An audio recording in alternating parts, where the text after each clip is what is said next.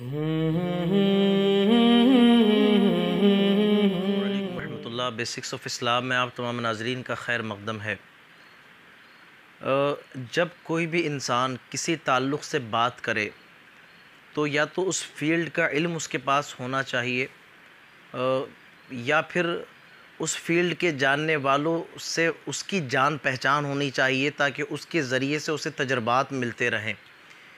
سب سے پہلے ایک میں بات کہوں کہ اگر آپ کسی ایسے فیلڈ کے اندر بات کر رہے ہیں جس فیلڈ کے تعلق سے آپ کو بالکل کچھ نہیں پتہ، اس میدان کے آپ ماہر نہیں ہیں، تو آپ یقین کریے آپ کتنے ہی پڑھے لکھے ہوں کسی دوسرے سبجیکٹ میں، لیکن آپ پھر بھی جاہل ہیں، کیونکہ آپ ایسے سبجیکٹ پر بات کر رہے ہیں جس کے تعلق سے آپ کو پتہ نہیں ہے۔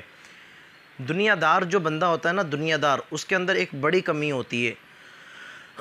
کمی یہ ہوتی ہے کہ وہ جب دنیا کے بارے میں سوچتا ہے تب بھی دنیا دار بن کے سوچتا ہے، اور جب دین کے بارے میں سوچتا ہے وہ تب بھی دنیا دار بن کے سوچتا ہے۔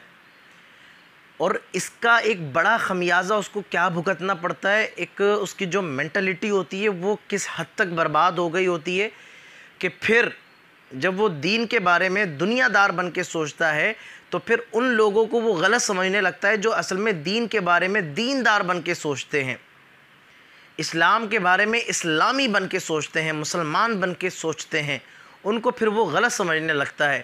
اور وہ لوگ کون ہیں؟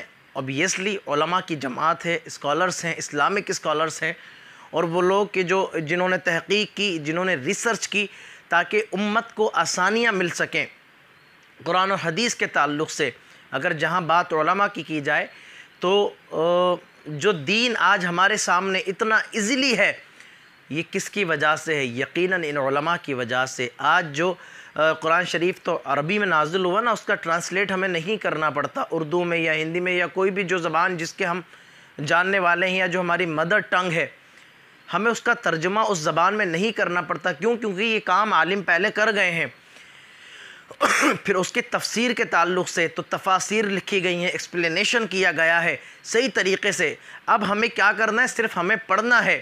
اور اگر ایسا نہیں ہوا ہوتا کہ ٹرانسلیشن پہلے علماء نہیں کرتے، ایکسپلینیشن پہلے نہیں کرتے، تو ہمارا پروناؤنسیشن ہی پہلے، میں اس دنیا دار کی بات کر رہا ہوں کہ جس کو قرآن شریف صحیح سے پڑھنا نہیں آتا، لیکن جب وہ ڈینگے مارنے پہ آئے نا تو وہ ایسا سمجھتا ہے کہ دنیا کے بڑے بڑے عالموں سے زیادہ میں دین کے بارے میں جانتا ہوں، اور میں دین کی فکر کرتا ہوں، اور میں دین کے بارے میں کوئی بہترین تجویز دے سکتا ہوں۔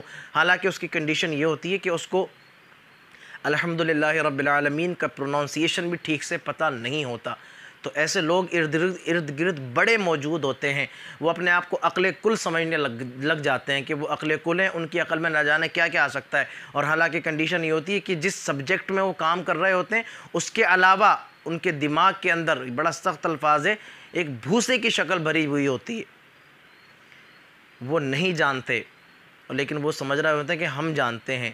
اور علماء کی ایک ایسی جماعت 1000 سال تک قرآن پڑھنے والوں نے دنیا پر حکمرانی کی، دنیا پر حکمرانی کی، اقتدار ان کے پاس رہا، زمانے کی رہنمائی کی، تو وہ لوگ کہ جو قرآن و حدیث اور قرآن و سنت کے جاننے والے، یقیناً وہ بالکل بیوقوف نہیں ہو سکتے، لیکن چند دنیا داروں کی سوچ کی وجہ سے یقیناً ان پر کوئی فرق بھی نہیں پڑتا۔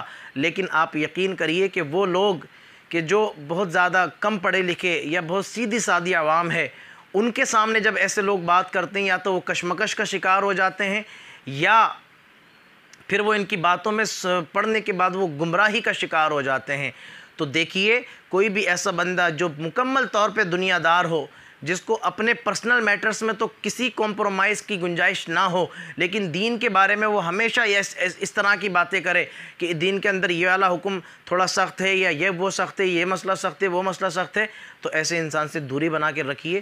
یقیناً وہ دین کے معاملے میں بڑا جاہل آدمی ہے، تو اس سے دوری بنا کر رکھیے، اس کے قریب مت جائیے، اور وہ دین کی کوئی بات کہے تو اس کو سنیے بھی مت، کیونکہ وہ جو دین کی بات کر رہا ہے اپنے سمجھ کے موافق نہ کہ قرآن و سنت کے موافق۔ علماء کے قریب ہوئیے، ان لوگوں کے قریب ہوئیے جو آخرت والے لوگ ہیں اور آخرت کی توجہ آپ کو دلاتے ہیں، تو انہی کے پاس ہونے میں کامیابی ہے، کیونکہ جو اصل زندگی ہے وہ آخرت کی زندگی ہے۔ اللہ تبارک و تعالی ہمیں اس پر عمل کی توفیق دے، آمین۔ اللہ حافظ۔ صلی علی محمد